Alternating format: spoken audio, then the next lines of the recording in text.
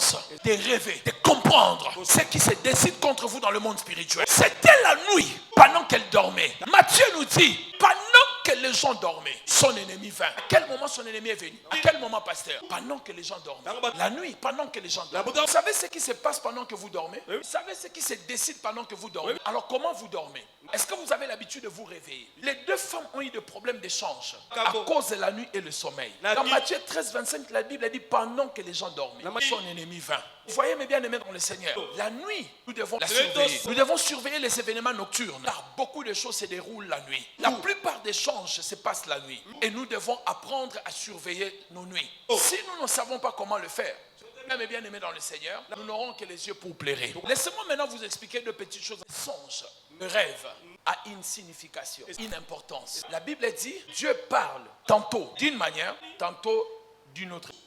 Mais l'homme moderne ne prend point garde. Dieu vous parle tout le temps, même la journée. Il vous révèle des choses. Mais vous ne faites pas attention. Et la finalité, il te laisse dormir. Il sait que tes sens ne seront plus distraits. Il vient parler à ton esprit. Il te révèle le complot spirituel. Ainsi, le rêve, sans signification, je l'ai dit tout à l'heure, c'est une lettre.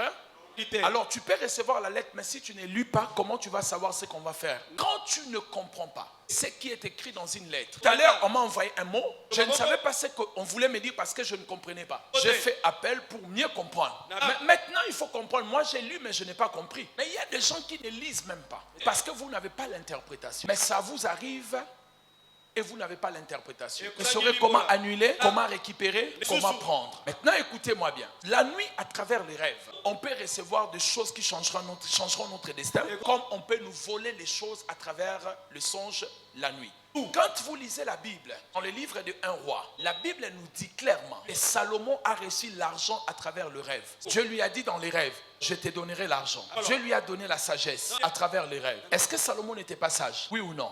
Est-ce que Salomon n'était pas riche? Oui ou non? Où est-ce qu'il a reçu ces choses? Il les a reçues dans le songe. Voyez-vous beaucoup de choses que vous rêvez, en bien comme en mal. Qui a déjà rêvé quelque chose qui est arrivé dans sa vie? Tu as fait un rêve en bien. Parlons d'abord en bien. Tu as rêvé quelque chose en bien et cela est arrivé. Alors qui a rêvé quelque chose en mal, cela est arrivé. Donc, nous concluons que les rêves, c'est le langage de Dieu, mais dans le monde spirituel. Il nous parle et il nous dit. Maintenant, étudions quelque sorte de rêves. Alors voici comment le destin et les vies sont volées à travers les rêves. Je vous donne des différentes sortes de rêves.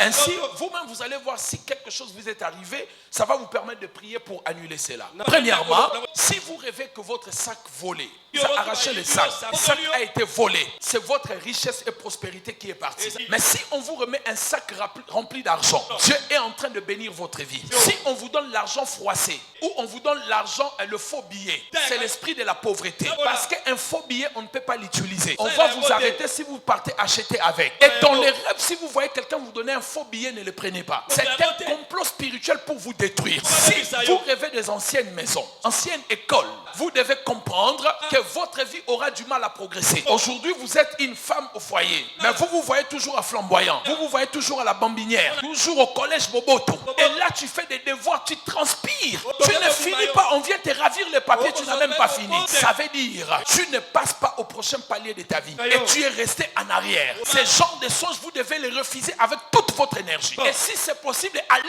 même dans cette école-là, ou même dans cette parcelle où vous avez vécu. Réclame ce qui est à toi et fais sortir ton âme et ton esprit.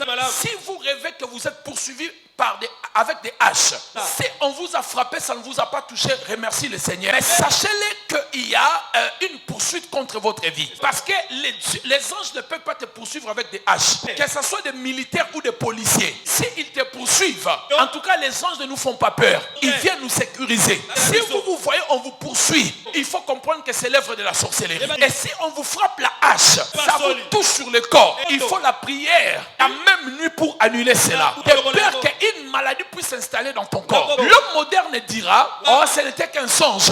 Quand il se réveille, il tient un peu, il voit, ah, je ne suis pas blessé. Donc ça ne va rien faire. Mais dans le monde spirituel, cela est arrêté. Pas comme une blessure physique, mais comme une maladie qui va se manifester plus tard. Et toi, l'homme spirituel, tu dois annuler cela. Et faire le service spirituel. Prends ton huile, prends la sainte scène, prends de l'eau, prie et lave-toi, purifie ton corps. Et annule cela au nom de Jésus. Cela veut dire soit il y aura l'attaque de santé ou un accident dans le futur. Si vous rêvez que vous partez quelque part avec votre conjoint, avec un ami, avec les enfants, vous allez dans une fête, dans un supermarché, mais au moment des retours, vous rentrez sans vos enfants ou sans vos frères ou vos conjoints, c'est un esprit de mort. Ça veut dire que ceux qui ne rentrent pas avec toi ne seront plus avec vous dans votre maison. Parce qu'ils étaient partis avec vous. En principe, ils doivent rentrer avec vous. Mais comment vous rentrez seuls et ils ne sont plus là? C'est l'esprit de mort qui poursuit les personnes que tu n'as pas vu qu'elles sont entrées avec toi. Et il faut rentrer dans le dé, dans l'endroit où vous étiez, pour aller chercher ces personnes-là. C'est pareil avec des rêves où tu te vois à l'aéroport, tu as perdu tes bagages. Tu as perdu quelque chose qui t'appartient.